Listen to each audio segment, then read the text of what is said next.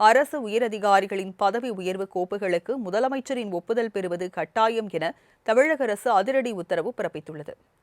தமிழ்நாடு அரசு அதிகாரிகள் மற்றும் பணியாளர்களின் பதவி உயர்வுக்கான நிலையான வழிகாட்டி நெறிமுறைகளை வெளியிட்டு அரசாணை வெளியிட்டுள்ளன. துறைகளில் ஏற்படும் காலி பணியிடங்களை விரைவாகவும் வெளிப்படையான முறையிலும் நிரப்ப இந்த வழிகாட்டுதல்கள் உதவுகின்றன. அரசு உத்தரவின்படி ஒவ்வொரு பதவிக்குமான தகுதி பட்டியலை தயாரிக்க குறிப்பிட்ட வருடத்தின் அறுதி நாள் அடிப்படையாக கொள்ளப்பட வேண்டும். பதவி உயர்வுக்கு பரிசீலிக்கப்படும் அதிகாரியின் முந்தைய 5 ஆண்டு கால பணிப்பதிவுகள், ஒழுங்கு நடவடிக்கைகள் மற்றும் தண்டனைகள் முழுமையாக சரிபார்க்கப்படும். விதி 17(b) படி கடுமையான குற்றச்சாட்டுகள் நிலுவையில் இருந்தாலோ அல்லது தற்காலிக பணி நீக்கத்தில் இருந்தாலோ தகுதி பட்டியலில் பெயர் சேர்ப்பது தள்ளி வைக்கப்படும். ஆரம்பகட்ட விசாரணைகள் அல்லது எளிய குற்றச்சாட்டுகள் நிலுவையில் இருப்பது தகுதி பட்டியலில் சேர்ப்பதற்கு தடையாகாது.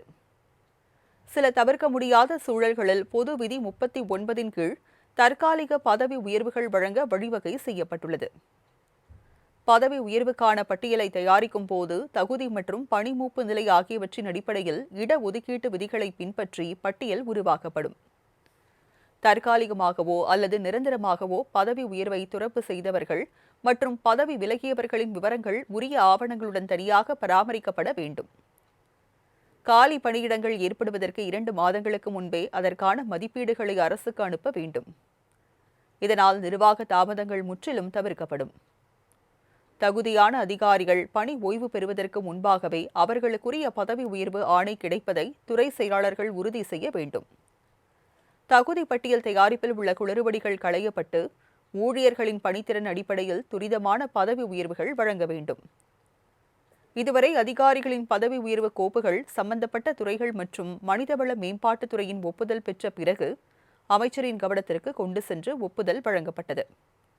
ஆனால் இனிவரும் காலத்தில் பதவி உயர்வு கோப்புகள் தலைமை செயலாளர் மற்றும் முதலமைச்சர் ஒப்புதல் பெற வேண்டியது கட்டாயமாக்கப்பட்டுள்ளது.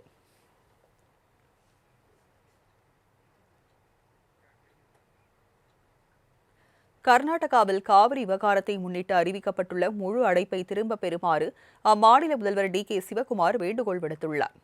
காவிரியில் 15 நாட்களுக்கு தினமும் 3500 கன அடி நீரை தமிழகத்திற்கு திறந்துவிட வேண்டும் என்று காவிரி நீர் மேலாண்மை ஆணையம் உத்தரவிட்டது. இதனை எதிர்த்து ஆகஸ்ட் 13ஆம் தேதி கர்நாடகாவில் முழு அடைப்பு போராட்டம் நடத்த கன்னட அமைப்புகள் அழைப்பு விடுத்துள்ளன.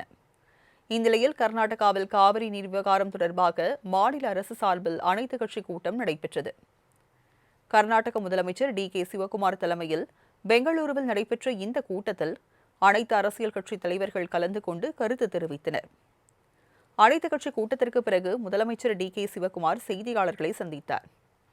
அப்போது பேசிய அவர், காவிரி விவகாரத்தில் மாநில விவசாயிகள் மற்றும் மக்களின் நலன்களை பாதுகாப்பதில் அரசு உறுதியாக இருப்பதாக தெரிவித்தார்.